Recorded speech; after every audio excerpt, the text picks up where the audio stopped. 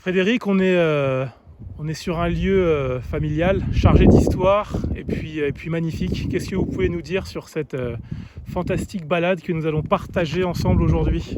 Ici, nous sommes dans la partie orientale du Rastel d'Aguet, et celle qui est tournée donc vers l'est et qui est une des plus belles de tout le Rastel, parce que nous avons la proximité du massif du Cap-Roux et de la mer, et que nous sommes ici dans une belle forêt de pins maritimes qui est en train de repousser et qui a poussé naturellement après le dernier grand incendie de 1989. Ici, ce sont des lieux qui n'étaient pas cultivés parce que c'était uniquement des bois. Et voilà, là on va arriver à un très beau belvédère ici qui domine la mer au-dessus d'Antéor et qui est un de mes endroits préférés de tout le Rastel et de Lubac. Regardez ce rocher comme il est beau.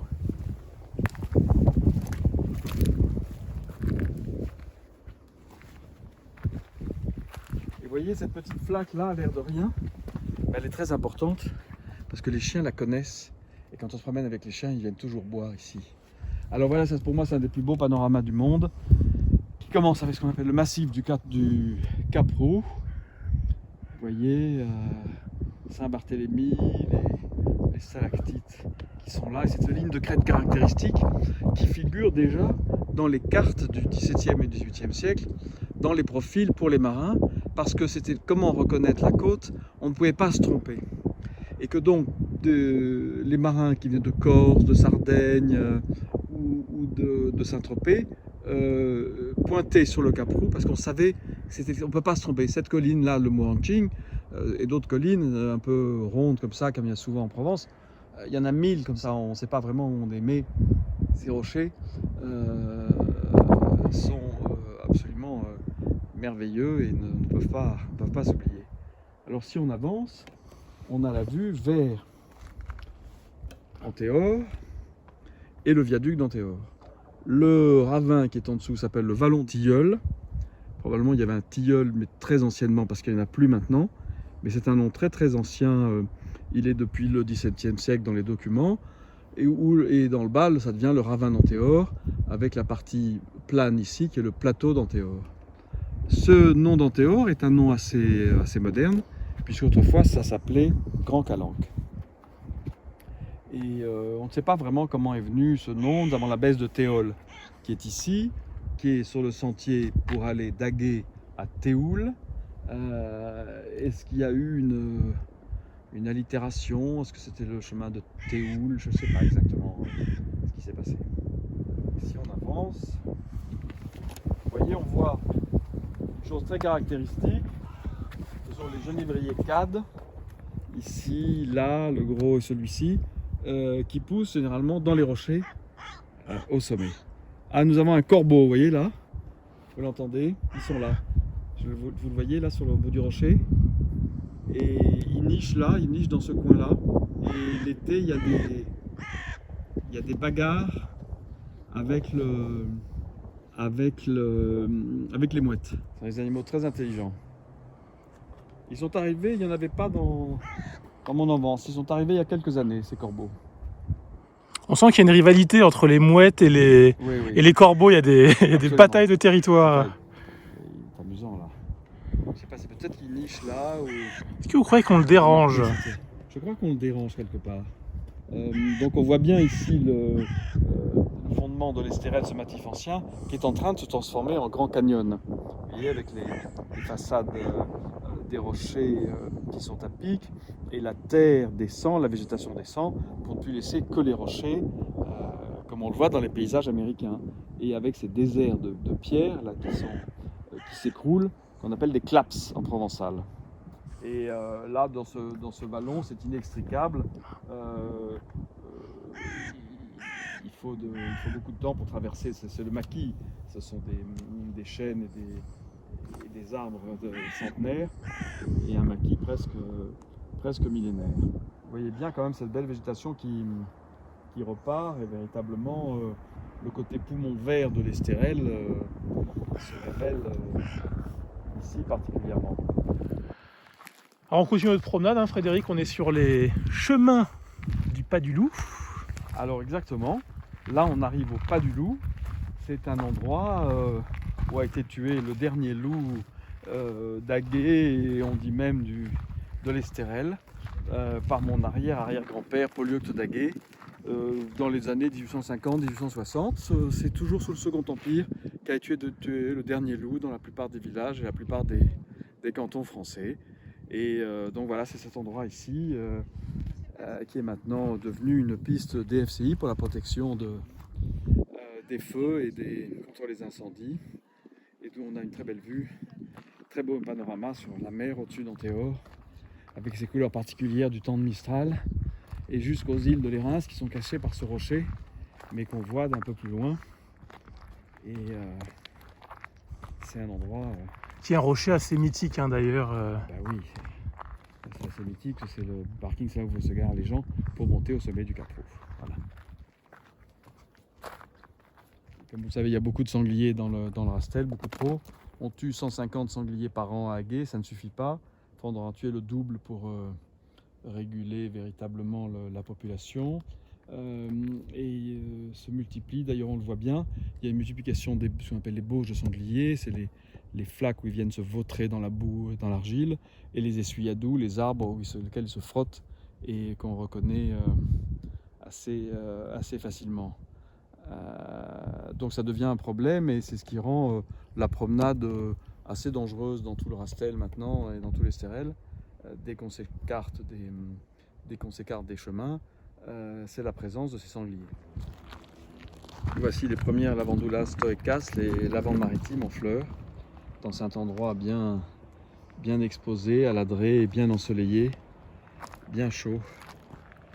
Vous voyez là la forêt de pins maritimes qui se régénère, et avec le chêne-liège qui est là, c'est le climax originel de l'Estérel, pins maritimes et chêne-liège. Et en provençal, les endroits où il y a beaucoup de chêne-liège, ça s'appelle une suvière ou une suberée. Et voilà, vous voyez encore ces beaux rochers qui sont comme des statues d'île de Pâques là, qui regardent vers Antéor. Comment la nature a évolué depuis votre enfance, depuis votre jeunesse évidemment? Ça a beaucoup construit, il y a eu beaucoup de constructions. Beaucoup de constructions, j'ai vu la construction des lotissements du Rastel d'Aguet, de la Bastide d'Aguet, des différents petits immeubles. Mais évidemment, c'est la frange côtière, si vous voulez, qui, comme sur toute la Côte d'Azur, s'est beaucoup construite. Et le reste, grâce à la persévérance de ma famille et d'autres propriétaires, et surtout de la forêt domaniale de l'État que nous voyons ici, le reste donc n'est pas construit, donc ça fait c'est un poumon vert si vous voulez.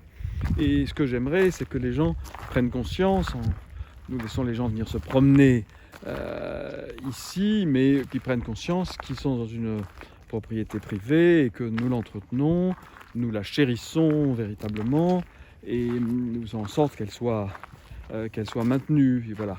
Et que autrefois les promeneurs étaient tous des gens assez agréables, mais aujourd'hui c'est quelque chose qui a un petit peu changé. La surpopulation fait que tout le monde n'est pas de bonne aloi et qu'on aimerait bien que les règles élémentaires de la politesse et du respect de cet endroit, que donc ces règles se perpétuent et se transmettent, car c'est vraiment un élément essentiel. On peut dire que le domaine appartient à votre famille depuis bientôt 400 ans, donc il y a un rapport affectif, la terre c'est quelque chose de... Il y a un rapport affectif, il y a un rapport viscéral si vous voulez.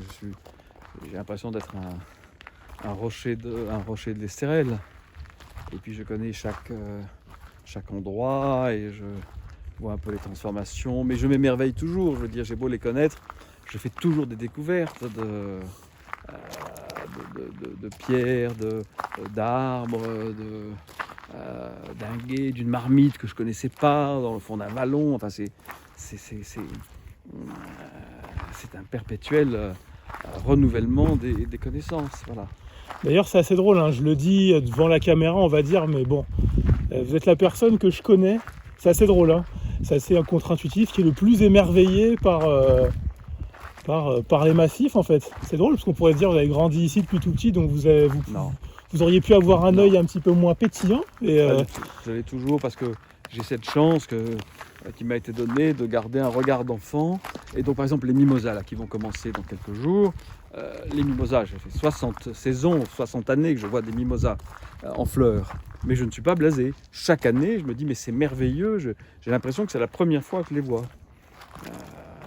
Et là, cette lumière de janvier qui est incomparable, c'est cette lumière de la Côte d'Azur. Vous comprenez pourquoi est-ce que la Côte d'Azur a été si célèbre dans le monde entier? Parce que les gens venaient l'hiver.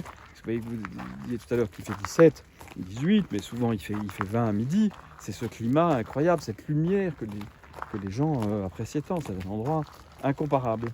Donc nous en sommes propriétaires, mais on est aussi responsables, si vous voulez, de cette beauté, et on voudrait la transmettre. Mais en ce moment, nous sommes avec des réflexions avec l'ONF, qui administre la forêt domaniale de l'État, pour savoir comment faire par rapport au surcroît très important de population qui voudrait se servir de l'Estérel comme poumon vert, mais pas seulement comme promeneurs, avec les VTT qui sont de plus en plus nombreux, les VTT qui abîment énormément les sentiers, les VTT électriques. Maintenant, tous les papis-mamies sont en VTT électrique et ils croient qu'ils vont faire l'Alpe d'Huez dans le Tour de France. Vous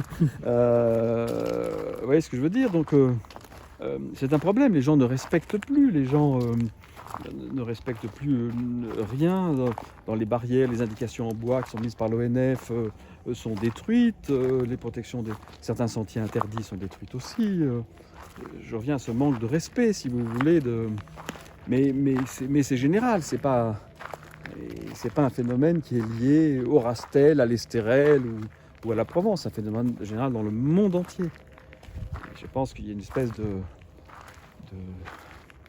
d'appauvrissement, si vous voulez, des connaissances et de la culture, par l'urbanisation,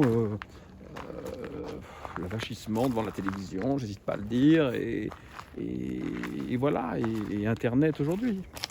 Donc quand les gens vont se promener, ils ne savent plus très bien ce que c'est. Vous pensez qu'il y a ce manque de conscience, sans partir dans les délires écolos, mais il y a ce manque de conscience qu'on a un impact sur l'environnement avec lequel on interagit, en fait. Tout à fait. Que ce soit humainement ou naturel.